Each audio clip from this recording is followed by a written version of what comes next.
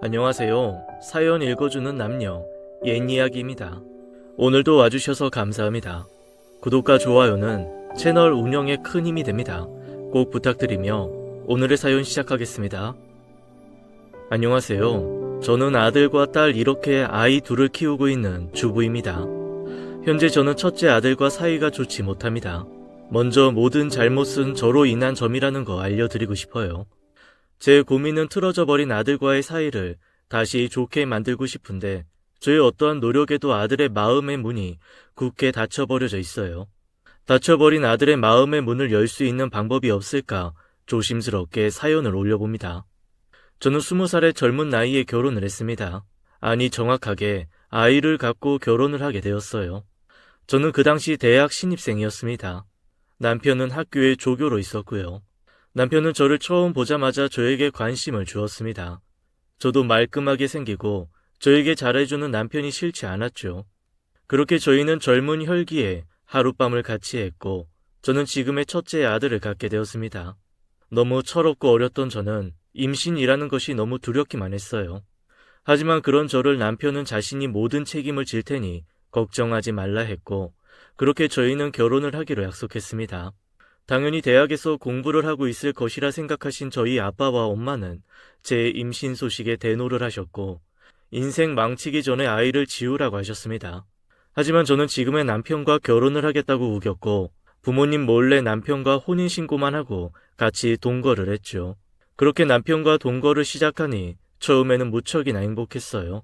하지만 시간이 지나 배가 불러오니 저는 대학 생활도 어려웠고 동기들도 뒤에서 수군거리며 마치 제 욕을 하는 것만 같았어요. 무엇보다 제 선택에 화가 많이 나신 저희 부모님도 저에 대한 모든 지원을 끊어 저는 어쩔 수 없이 대학 1년을 다닌 뒤 휴학을 했습니다. 한참 예쁘게 꾸미고 친구들과 캠퍼스 생활을 해야 할 때 점점 불러오는 배를 움켜쥐고 방 한 칸짜리 집에만 있으니 제 자신이 너무 비참해 보였고 매일매일 슬펐습니다. 우울증이 찾아온 거죠. 수입도 남편이 조교 생활을 해서 들어오는 수입이 거의 전부였고 시댁도 여유가 있는 집이 아니라 저희에 대한 지원은 거의 없었습니다.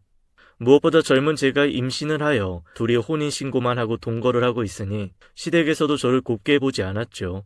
저는 우울증으로 인해 매일매일 인스턴트 음식을 폭식하였고 외출도 거의 하지 않고 침대에만 누워서 TV 드라마만 보았습니다. 그러다 보니 출산을 했을 땐 자연스럽게 몸무게도 70kg를 넘기게 되었고요. 출산 이후에는 우울증이 더욱 심해져 극단적으로 저는 제 처지를 이렇게 만든 이유를 아들 탓으로 돌렸습니다. 그런 아들을 거의 방치해 두었고 배고프다고 우는 아이를 거들떠보지도 않았어요. 어린 아들은 일을 마치고 돌아온 남편이 다급하게 분유를 타주면 그제서야 숨도 쉬지 않고 허겁지겁 먹곤 하였죠. 기저귀에 똥이라도 싸면 몇 시간이고 방치하다가 냄새 때문에 할 수 없이 갈아주곤 했습니다. 그래서 저희 아들 엉덩이는 항상 짓물러 있었죠. 한 번은 아들이 아장아장 저에게 왔을 때였어요. 그때 정말 왜 그랬는지 지금도 잠들기 전에 항상 눈물을 흘리며 후회하는 일입니다. 그때 저는 제게 자꾸 들러붙는 아들이 짜증났습니다. 저는 그런 아들을 발로 밀어 제게서 떨어뜨렸죠. 아이는 너무 쉽게 떨어져 나뒹굴었고 탁자 다리에 부딪혀 그만 입술이 찢어졌습니다. 아들은 빽빽 소리를 지르며 울어댔고 저는 깜짝 놀라 그제서야 아들을 안아주었어요. 저 때문에 그렇게 다쳐놓고는 꼴에 저 같은 것이 엄마라고 제가 안아주니 제품에 파고들며 새근새근 잠이 들더라고요. 그때 생긴 입술의 상처가 아직도 아들 입에 흉이져 있습니다. 아들은 그렇게 커갔고 저는 한 번도 아들과 놀아주지 않는 못된 엄마였어요. 옷도 사준 적이 없기에 선물로 들어온 몇 벌의 옷만 돌아가며 입혔습니다. 옷들은 계절에도 맞지 않았고 사이즈도 맞지 않았죠. 그마저도 제때 빨아주지도 않아 옷에는 항상 얼룩덜룩한 때가 묻어 있었습니다. 그저 귀찮게만 생각하고 TV만 틀어주며 방치하였죠. 그러던 어느 날 저희 부모님이 찾아오셨어요. 저에게 실망하셔서 그동안 한 번도 찾아오지 않으셨는데 그래도 어쩌겠어요. 제가 하나뿐인 자식이었거든요. 하지만 저희 부모님은 저와 자신의 손자 몰골을 보고 저에게 다시금 크게 화를 내셨습니다. 저에게 엄마로서 자격도 없다며 아이가 대체 무슨 죄가 있냐고 하셨죠. 자신들이 자식처럼 키울 테니 저에게 다시는 아이를 볼 생각하지 말라고 하시곤 아들을 데리고 가버리셨습니다. 남편은 후에 저희 부모님을 찾아가서 무릎을 꿇고 아이를 찾아오려고 했지만 친정 엄마는 제가 엄마로서 자격이 생겼을 때 데리러 오라고 하실 뿐 아이를 돌려주지 않으셨어요. 대신 보고 싶을 때는 얼마든지 친정으로 찾아와서 보고 가라고 하셨죠. 그렇게 저는 아들의 육아를 친정 엄마에게 맡기게 되었습니다. 그리고 남편은 얼마 지나지 않아 좋은 직장을 얻게 되었고 비록 전세이긴 하지만 20평대의 신혼집도 구하게 되었습니다. 저도 침대 생활을 벗어나 다이어트도 하며 다시 삶의 의욕을 되찾아갔고요. 매주 주말에는 친정집에 찾아가 아들도 보고 오곤 했죠.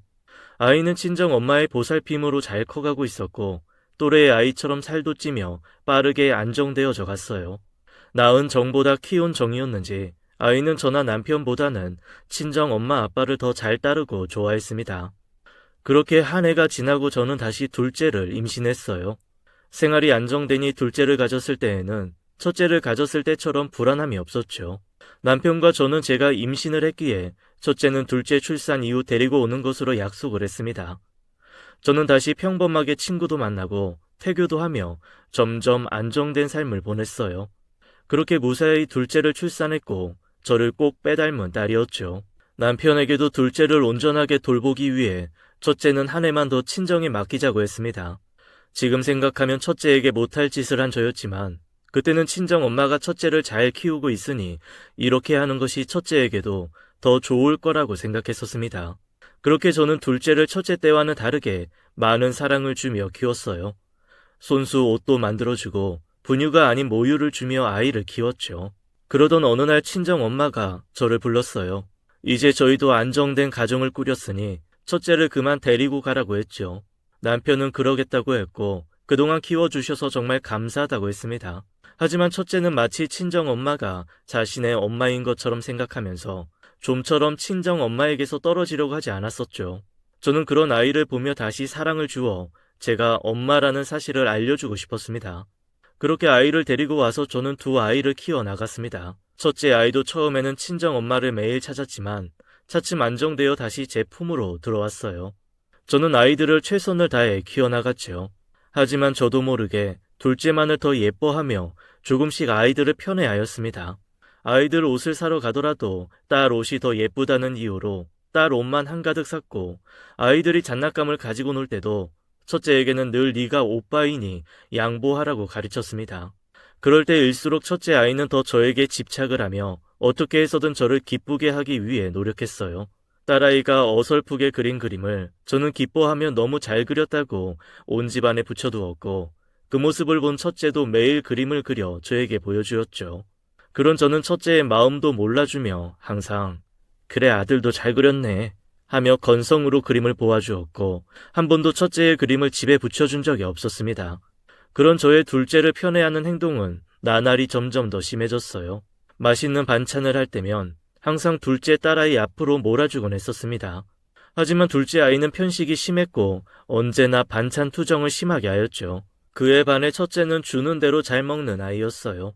하지만 그 당시 제 눈에는 둘째 아이가 먹어야 할 맛있는 음식을 뺏어 먹는 오빠로뿐이 보이지 않았습니다. 그런 아들이 얄미웠어요. 사실 그저 자기 밥만 잘 먹는 아이였는데 말이죠. 그렇게 저는 점점 더 둘째 아이에게 집착을 하며 둘째를 편애했고 저는 동네에서도 유명한 딸 바보 엄마가 되어 있었습니다. 언제나 저는 둘째를 안고 다니는 엄마였고 그 때문에 첫째 아이에겐 손도 잡아주지 못했었죠. 첫째는 항상 제 그림자를 따라다니며 제 뒷모습만 보며 걸어오는 아이였습니다. 그럴 때마다 첫째는 친정엄마 집에 가서는 저에게 받지 못한 사랑을 받고 왔죠. 친정엄마는 그런 저를 따로 불러 편애하지 말고 첫째에게도 정을 나눠주라며 핀잔을 주었고 저는 그럴 때마다 항상 첫째를 불러 엄마가 너한테 못해준 것이 뭐 있냐는 식으로 야단을 쳤었던 것 같습니다. 첫째 아이가 사랑을 마음껏 받을 수 있는 곳조차 자주 찾아가지 못하게 했었던 거죠. 첫째는 어려서부터 공부를 잘했습니다. 그에 비해 둘째는 언제나 평균 이하였죠. 언젠가는 학교 초등학교 때 첫째 아이의 담임선생님이 저를 불러서 이야기를 했습니다. 학교에서 IQ 검사를 하였는데 첫째 아이의 IQ가 상당히 높게 나왔다고 하더라고요. 그리고 저에게 아이를 꼭 좀 신경 쓰셔서 잘 키워달라고 하였습니다. 실제로도 아이는 항상 학교에서 시험을 보면 100점을 맞아왔고 언제나 저에게 동그라미가 가득한 시험지를 내밀며 칭찬을 바랬었습니다. 하지만 전 아들의 100점짜리 시험에 기뻐해야 하기보단 딸아이의 3, 40점 시험지에 더 신경이 쓰였습니다. 그리고 언젠가부터인가 아들도 저에게 높은 점수의 시험지를 보여주지 않았어요. 공부에 흥미를 잃은 것처럼 공부를 하지 않았죠. 그저 친정 엄마 집에 저 몰래 자주 갔었고 자고 오는 날도 많았어요. 저도 어느 날부터는 그런 아들을 나무라지 않았습니다. 그렇게 아이들은 커갔고 제게 사랑을 갈구하던 첫째도 점점 저에 대한 사랑을 포기해가는 것 같았습니다. 물론 바보 같은 저는 그때 그런 걸 알 수 없었어요. 그저 딸만 바라보며 사는 딸바보 엄마였으니까요. 그러던 어느 날 첫째가 고등학생 때였어요. 저희 친정 엄마가 간암으로 돌아가셨습니다. 저에게도 너무 슬픈 일이었죠. 하지만 첫째 아들은 저보다 더 큰 충격을 받고 슬픔이 크게 찾아왔었나 봐요. 장례를 다 마치고도 몇 날 며칠을 학교도 가지 않고 방 안에서도 나오지 않고 먹지도 마시지도 않고 울기만 했습니다. 아마 그때부터였던 것 같아요. 첫째는 정말 급격하게 말수가 적어졌어요. 정말 필요한 말, 아니, 꼭 필요한 대답 외에는 어떤 말도 하지 않았죠. 그런 첫째가 걱정이 되었지만 달리 제가 해줄 수 있는 것이 없었습니다. 둘째는 커가면서 점점 나쁜 쪽으로 물들어갔어요. 조금씩 나쁜 친구들을 사귀더니 급기야 고등학교 들어가서는 가출까지 하는 일이 생겼습니다. 나쁜 친구들과 어울려 담배를 피우는 것인지 교복에서는 언제나 희미하게 담배 냄새가 나곤 했죠. 매일매일 큰 돈을 용돈으로 달라고 떼를 부렸고 언제나 새로운 화장품을 사오곤 했습니다. 둘째는 점점 제 말을 듣지도 않았죠. 하지만 첫째는 둘째와는 다르게 친정엄마가 돌아가신 이후에는 친구들과 잘 어울리지도 않고 오직 공부만 했습니다. 그리고 시험을 볼 때라면 언제나 전교 5등 안에 들어가곤 했어요. 저는 공부를 잘하는 아들에게 도움을 주고 싶었고 학원 등을 보내준다고 했지만 아들은 그런 저에게 어머니 집에서 그냥 공부할게요. 저에게 돈 쓰지 말아주세요. 라고 했습니다. 첫째는 참고서를 살 용돈조차도 거부를 했고 가끔 주말에 알바를 하며 부족한 용돈을 채워 사용했죠. 제가 그런 아들이 안쓰러워 용돈을 주기라도 하면 제 가방에 다시 돈을 넣어두었습니다. 그렇게 첫째는 저의 도움을 모두 거부하고 수능을 보았습니다. 성적은 정말 좋게 나왔어요. 학교에서는 첫째가 가고 싶은 대학은 어디든 갈 수 있을 것이라고 말했죠. 남편과 저는 그제서야 첫째가 어느 대학을 가고 싶어 하는지 물어보았습니다. 남편은 첫째에게 경영을 배워 큰 회사를 차려보라고 했고 저는 그보다는 법대를 진학하여 사법고시를 준비해보는 것이 어떠냐고 했습니다. 고시를 준비하는 동안의 금전적인 것은 제가 모두 풍족하게 지원해줄 수 있다고 했죠. 왠지 첫째 정도라면 충분히 사법고시도 합격할 것 같았거든요. 하지만 첫째는 자신이 의사가 되고 싶고 의대를 지원할 것이라고 했습니다. 남편이 왜 의사가 되고 싶은지 물었고 첫째는 제가 생각지 못한 대답을 했죠. 의사가 되어 돌아가신 제 친정엄마처럼 아픈 사람을 고쳐주고 싶다고 했어요. 그 말에 저희 부부는 안방으로 들어와 그동안 첫째 아들에게 너무 무심했던 점을 생각하며 눈물을 흘릴 수밖에 없었습니다. 그렇게 오랫동안 혼자서 할머니의 죽음을 가슴에 품고 살았더라고요. 첫째 아들에게 낳아준 엄마는 저지만 사랑을 주고 키워준 사람은 제가 아니라 외할머니였던 거였습니다. 그제서야 제가 아들에게 얼마나 큰 잘못과 상처를 주었는지 되돌아보게 되었어요. 엄마로서 정말 자격이 없었던 거죠. 그날 이후 저는 아들과의 사이를 다시 회복하기 위하여 무던히 노력을 했어요. 하지만 아들은 어떠한 답도 제게 주지 않았죠. 저를 받아주기엔 그동안 제가 아들을 너무 외면했었습니다. 아들은 대학도 충분히 서울대 의대를 갈 수 있는 성적이었지만 아들은 지방 의대를 가겠다고 했어요. 6년 전액 장학금 때문이었죠. 남편과 저는 학비 정도는 우리가 충분히 지원해줄 수 있다고 했지만 아들은 그저 장학금을 받으며 학교를 다니겠다고만 했습니다. 어느 날 저는 아들 방안을 청소하고 있다가 낡은 수첩을 하나 발견했어요. 평소라면 신경 안 썼겠지만 그날은 왠지 그 수첩이 아들의 일기장일 수도 있겠다고 생각했습니다. 봐서는 안 되는 것을 알지만 아들과의 관계를 다시 회복시키고 싶었던 터라 아들의 생각을 알고 싶었어요. 그래서 조심스럽게 열어본 수첩에는 놀라운 기록들이 있었고 저는 다시금 눈물을 흘렸습니다. 낡은 수첩에는 그동안 남편과 제가 아들에게 해준 것들이 모두 적혀 있었어요. 고등학교 때 학비로 들어간 돈부터 심지어 교복 비용까지 하나하나 상세하게 적혀 있었죠. 딸 아이에겐 겨울파카 하나를 사줄 때도 수십만 원을 펑펑 쓴 저였는데 아들에겐 겨울 잠바를 사준 건 무려 3년 전이 마지막이었더라고요. 그것도 고작 몇만 원짜리의 잠바였습니다. 한 페이지 한 페이지를 읽어보며 제가 아들에게 해준 게 이렇게나 없었다는 거에 눈물이 펑펑 쏟아졌어요. 저는 이 사실을 남편에게 알렸고 그날 저녁 남편과 저는 조심스럽게 아들에게 수첩에 대해 이야기를 했습니다. 왜 그런 거를 적어두었는지 물어보았죠. 아들은 한동안 말이 없었어요. 그리곤 자리에서 일어나 저희에게 큰 절을 올렸어요. 갑작스러운 행동에 남편과 저는 당황하였는데 이어서 말하는 아들의 말에 저는 통곡을 할 수밖에 없었습니다. 그동안 아들에게 잘못한 것들에 대한 후회들이 한 번에 눈물로 터져 나왔죠. 아들은 저에게 아버님, 어머님, 그동안 키워주셔서 정말 감사합니다. 비록 지금은 제가 능력이 없어 아무것도 해드릴 수 없지만 저를 낳아주시고 키워주신 은혜는 평생 갚아나가겠습니다. 아버님과 어머님의 사랑이 부족했다고 절대 생각하지 않습니다. 그동안 못난 아들을 거둬주시고 키워주셔서 감사했습니다.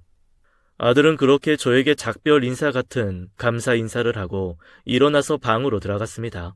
그 후 아들은 어렵지 않게 지방의 의대를 합격하였고 아들이 원하는 대로 전액 장학금을 받으며 기숙사 생활을 하며 대학을 다니고 있습니다. 하지만 집에는 그 이후 한 번도 오지 않고 있죠. 전화를 해서 안부를 물을 때도 질문에 대한 답만 짧게 할 뿐 어떠한 말도 하지 않습니다. 저는 이대로 다시는 아들을 보지 못할까 매일매일 눈물로 밤을 보내고 있어요. 그동안 제가 잘못한 걸 잘 알고 있고 아들의 상처가 너무나 컸을 것이라는 것도 알고 있습니다. 정말 이대로 다시금 아들과 관계가 회복될 수 있는 방법이 없는 걸까요?